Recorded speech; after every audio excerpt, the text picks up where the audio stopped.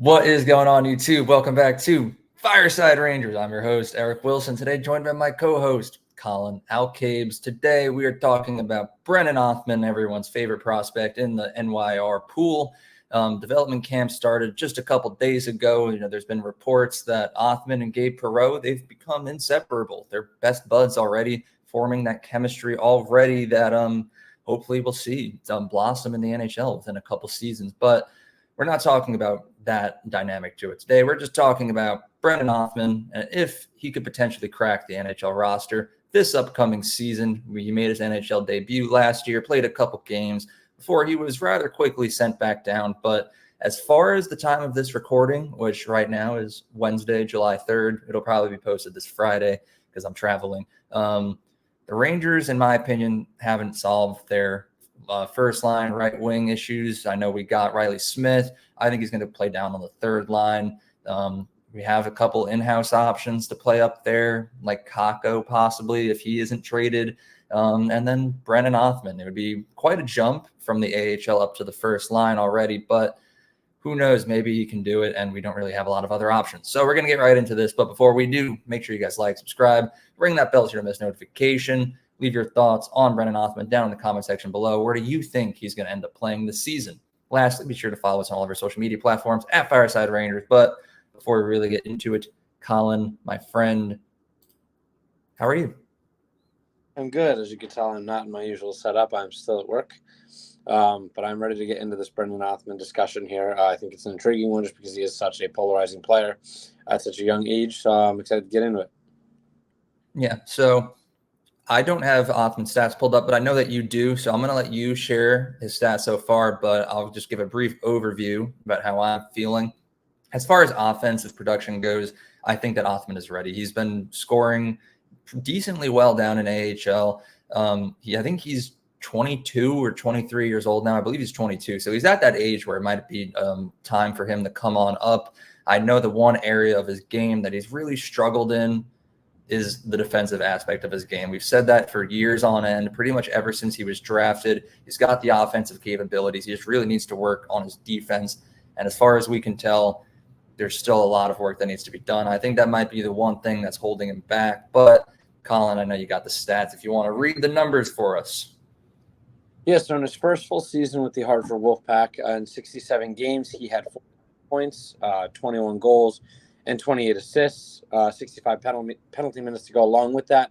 He was a minus 24. So that's the big number that jumps off to me. I know those other numbers are impressive, especially in his first full season with the Wolfpack. But a minus 24 is a real tough look, especially for a guy who needs to work on his defense. I think he's just a little unpolished still. Obviously, you love to see that the offense is kind of clicking. I believe he was an all-star for the Wolfpack, and he did have 3 games with the Rangers before. And he looked decent in one of those games, and then he was rarely used by Laviolette in the other 2 before being sent back down. So, I think he could use one more season personally. Obviously, you're excited to have a guy like this who has that high upside potential in terms of offense. But he needs to be more well-rounded, and I think he could use a little bit more polishing by that team down in the Wolfpack. Not to mention, I also don't see that there's a spot for him currently. I mean, with Kakko still in the lineup, I know that's nothing set in stone yet. There's still a lot of time before the season starts and a lot of moving pieces. But they're still looking at other players. I read a report that we're still in on Kevin LeBanc and Vladimir Tarasenko. So if you have one of those guys, you can pretty much kiss Othmann goodbye, barring any injury. For this season in the NHL at least. And even still, I know Riley Smith is at this moment probably slotted to play on that first line. If Kakko's still on that third line, there's not a whole lot of opportunity for him there unless you're going to do something with Cooley and make him play on the third line or put him on the fourth. I don't know that would benefit him. We saw how that did with Kakko and Loff, jamming him in the bottom 6 for however long. It didn't really benefit either of them. I mean, Kakko still has yet to break out, and Lafreniere's only just now doing it, but it was because he was in the top 6 the whole season. So for me personally, I don't know that I'm trying to rush him yet, or maybe I'm waiting for a spot to open up and become a little bit more available. Once he's a little bit more polished, as I said before, he's got to take a big step with his defensive game because he'll get chewed up and spit out in the NHL if he can't defend at the AHL level. So, obviously that's a thing to keep an eye on, but I'm excited to hear what you have to say on all this. Yeah, I mean, obviously the lack of defensive play from him, it's a very large problem that I see. But at the same time, I do think he's ready, but only if we can find the right spot for him. I know at the very beginning of this episode, I said that first line right wing I think is still open, and I stand by that. And you said that Riley Smith might be playing up there, but I think he's going to be the third line player. I think Kakko gets traded, Riley Smith slides down to the third line, which does kind of leave the first line the only available spot. And honestly, I don't want to see Othmann play there because of that defensive aspect of it. Kreider and Zibanejad, neither of them are really elite defensively. Zibanejad has had his flashes where he's looked like a Selke Trophy forward, but then there's other times where he's just all over the place. And Kreider, outside of his speed, he doesn't have too great of a defensive ability, in my opinion, at least. So for a guy like Othmann, who also struggles defensively, I don't think he'd be a good fit up there defensively. Offensively, yes. So to me, I might have to agree with you that another year might be best for Othmann down in the AHL. Not because I don't think he's ready, just because there's not any room. I mean, the second line's not going to get broken up.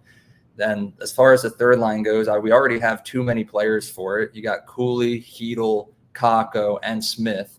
So already one of those is going to have to either move up or get traded away. Like I said before, I think it's going to be a Kakko trade. And unless Cooley slides down to the fourth line and then Othmann slides right in there on the left wing to form a line of Othmann, Hedel, and Smith, which I think would be a very dominant line, by the way, let me say. That's the only way I could see Othmann having room to fit on this roster right here. So, honestly, as much as I want to see him up here, I know Anthony, unfortunately, isn't here for this episode. And as many of you guys know, Anthony is very big on Othmann. He would be sitting here praising him and saying why he definitely should be in the lineup this year. Because the main two reasons I'm going to say no are just his defensive capabilities and the fact that there's no room. But I don't know. Maybe Cooley could slide down. Maybe Kakko gets traded and then Smith plays up on the first line. I could be wrong there. I don't know what Laviolette's going to cook up with the roster. But if there's room that can be made, I would say, yeah, throw him in this year, at least for the start, and see how he does. And, we also have the remainder of the summer, too. There's going to be a whole bunch of training camps and stuff that go on over the next month or so before preseason gets underway. It's just development camp right now. But I know Othmann did have a quote recently saying he's coming in this season trying to prove his doubters wrong. After Gabe Perreault kind of came in and took the spotlight as the number one prospect, and then Othmann's first stint up in the NHL didn't really work out. Othmann himself feels like he has a lot to prove. He's going to be working extra hard. Maybe by the end of the summer, he proves that he can play good defensively and he can perform up on that first line. So it is all speculation right now. It is just a discussion that we're having here. So anything can change at any point in time. But as of right now, at the time that we're recording this, I'm probably going to have to lean towards what you said. Give him another year down in the AHL, unless you can find a third line spot for him. But with that third line kind of up in the air, already having too many players, I'm not sure. But I mean, how do you feel about that? What would need to be done to make room for him? I mean, there would have to be a couple moves that would have to be made. Obviously, you need to clear not only the if they're looking to add another first liner, because you don't want Riley Smith in that first line, you have to go sign somebody. So not only are they going to have to clear cap to make that work, but they're also going to have to clear space. It would most likely be Kakko being shipped off, and then what are you getting in return? Is it going to be a roster player? If it is, are you playing Othmann over the roster player? There's a lot of moving parts and the potential of getting him up here. My main concern is, as we've said a couple times in this video, he's very just raw right now still. And I don't know that a cup window is the time to kind of let him figure it out in the NHL. I think if you look at a lot of the prospects, the ones that do the best are the ones where they're on these garbage teams where they're given top 6 minutes and the creative freedom to kind of do what they have to do, knowing that the team really isn't that good. You look at guys like Macklin Celebrini, who's going to go play for the Sharks. He's going to have the longest leash on the team because he's got so much upside. They just got to let him build that confidence. A guy like Othmann, you put him on this team and he's not performing to Laviolette standards, he's getting benched, and that's not good for his confidence. That's what happened with Kakko. That's what happened with Buchnevich early on in his career. That's what happened with Loff early on in his career. There was a lot of growing pains there. And obviously, it's every player, develops a little bit differently. But I don't really recall a lot of the times where you see players get tossed in on these Stanley Cup teams and kind of acclimate, unless it's like a Cale Makar, who is like touted as this generational guy. Othmann's good, but he's not anywhere near the level of prospect that guys like Cale Makar are and things like that. So to throw him into the fire and kind of let him figure it out in a season where it really is make or break because the cap's going to get real tough soon, I don't know that I'm willing to give him the time or the freedom to kind of figure out how to play at the NHL level yet. And that's my main concern. Even if there was a spot to be made available, I think that they should still hold off until maybe, we're not. I feel like we're real close. Why do ads keep playing? Sorry, one of the websites that I'm on, ad kept playing. But I don't know. I'm not trying to rush him up just to get him the minutes and then him have the shortest leash, constantly get scratched every other game, not play in the third, like a Rempe. I don't really care when it happens to Rempe because realistically, Rempe is at his ceiling. He's not going to get that much better. He's not going to be a 20-goal scorer, 30-goal scorer. He's going to be a guy who grinds on the bottom, and he knows how to do that. But an Othmann, he has a potential to be a first-line guy down the line. I don't know that I want to hamper his confidence just for the sake of getting him in the lineup and getting him some playoff experience, potentially.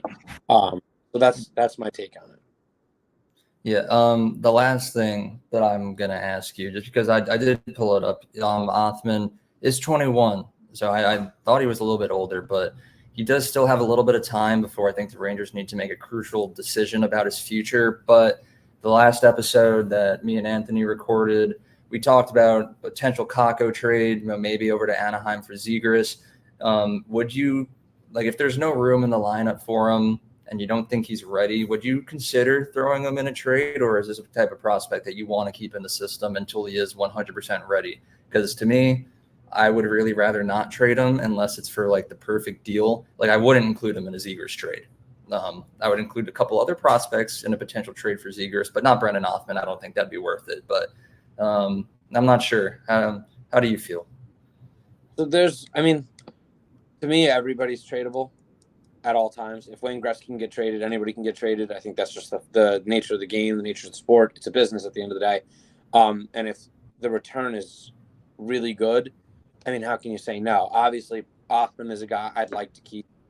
I'm really excited for him. I loved when we drafted him, and I've been following him heavily since. Perot is another one. Obviously, we mention him all the time. Even EJ Emery in this past draft that we just took, I really like him and his upside there. I think he was a really good value pick. And those are guys that I'd like to hold on to, that next wave of Rangers when some of these guys start to age out. Some of the Artemi Panarin's and Chris Kreider's and the guys who are getting up there a little bit. But there's always that. Are we going to not trade him and potentially miss out on the piece that could put us over the hump? So, if Drury really gets something that he can't say no to, then yeah, I think I could make my peace with it, especially if we win a cup. Because sometimes, you have to trade or you have to give to get, obviously, and sometimes you have to take the risk and the gamble to get to the top of the hill. We've seen teams do it constantly. So, it depends on what's coming back, and that's always going to be my answer when talking about trading anybody. It's what's the return. Obviously, we have no idea what it would be. I don't think I'd include him in a Zegras deal either. But it depends on who's coming back and if they're going to be an immediate impact player. A guy that's going to help us almost ensure that we can win the cup. A guy who either has a lot of salary retained and things like that. Who else is going? There's a lot of moving parts. So. Would I trade? Am I considering trading Othmann? Depending on the return, yes. Everybody's available to me at all times. I'm always listening to offers from Drury. But I'm not eager. But apparently, Truth is not available. Nobody's not knocking for Truba anymore because of his wife. But we'll get to that in another one, or maybe you got to it in the past when I might have missed it. We talked about it a bit. Yeah. So nobody's off the table ever if I'm Drury, but I'm not shopping him by any means. I'm not eager to include him in a deal. If I can leave him out, I am. But if he's the big blue chip prospect that they're looking for, the guy who's kind of the pivot of the deal, and we're getting back a 30 to 40 goal scorer who can actually help on that first line right now, I'm considering it. I'm intrigued. I'm not locked in, but I'm intrigued. It depends on who it is, the age, and like I said, million moving parts at all times. So I'm leaning towards I'd rather keep him, but never say never. Yeah. And I know I said that was the last thing I wanted to talk about, but there is one more very objective viewpoint that I've just noticed, right? Looking at Othmann's contract, he's tenured through the 25-26 season. So this upcoming season plus one more. Now, if the Rangers were to hypothetically call up Othmann this season, let's just say, again, hypothetically, put him on the first line, and he plays really, really well next season. And then the season after that, he plays even better. Now, just 2 seasons from now, you have this young kid who's 23 that's going to be asking for like an 8-year deal with a really high average value. And we're not going to have a lot of money then, thanks to Igor and Lafreniere and Miller and all that.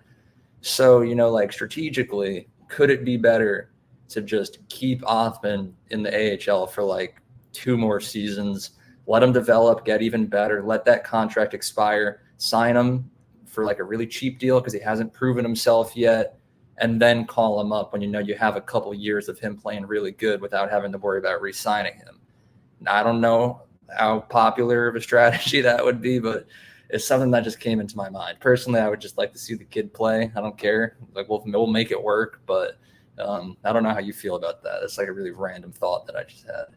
It's definitely a smart thing to look at, especially because, obviously the cap is going up every year, so that helps, but we do have some hefty contracts coming our way. I know Igor is going to be asking for an astronomical amount that I don't know if he's going to get, but, in the off chance that somehow, some way he does get it, because the Rangers just love to hand out massive contracts to players that sometimes don't always look so good. Anything is possible, really, and it is important to always be paying attention to the monetary side of things and the business side. I don't know. I didn't even think about that. Like, low-key crossed my mind, but at the same time, if he's performing super well, I'm okay with locking him up long-term anyway, and you can probably get him at a cheaper deal than, like you just saw Ralph Slavkovsky, I believe that's how you say his name. He got an 8x7. If he would then, if Slavkovsky buds into a star, that's a steal of a contract. You know what I mean? For the next 8 years, he's already kind of getting there. It's like the Jack Hughes contract, too. Like, they signed him for like 8 years. Kind of cheap, and now he's a 100-point player. But the one thing I did want to add, sorry to cut you off, is the same time that the Othmann contract will be coming to an end, so will the Jacob Trouba one. So that's just another $8 million unless we find a way to get him out of here now. But you can continue unless you were done. I think I'd want to see more from him before I was willing to give him a lengthy contract. I don't think off of 2 good seasons at age 23 that you're getting this monster deal, especially as a guy who really isn't pegged as a generational guy like Jack Hughes is and all these other guys that we're talking about. First overall picks and things like that. I think he's more likely to get like a 4 or 5 year deal, like something in terms of maybe a bridge deal, just so he can go improve himself and then maybe cash in on that big bag. Because they're not going to give you a deal off 2 years. Because a lot of players have had 2 good years and then fallen off a cliff. Patrick Laine, just one I think off at the top of my head. I think there was a defenseman for the Capitals who was nasty, and then all of a sudden he was gone. So there's always the caution with that. But, I think if he's playing good hockey, you should reward him and give him the minutes. I don't think that you punish him in terms of not giving him time. If he's rounded out his game and he's cleaned up the defensive problems and he's putting up, there's no reason to keep him down in the AHL and he's constantly proving that. I think that would kind of, if you were to keep him down there just because of money, it would build some ill will between management and player, and then he could look to force his way out. Or like McGroarty, I believe is his name, the guy for the Jets, who's kind of making it hard for him.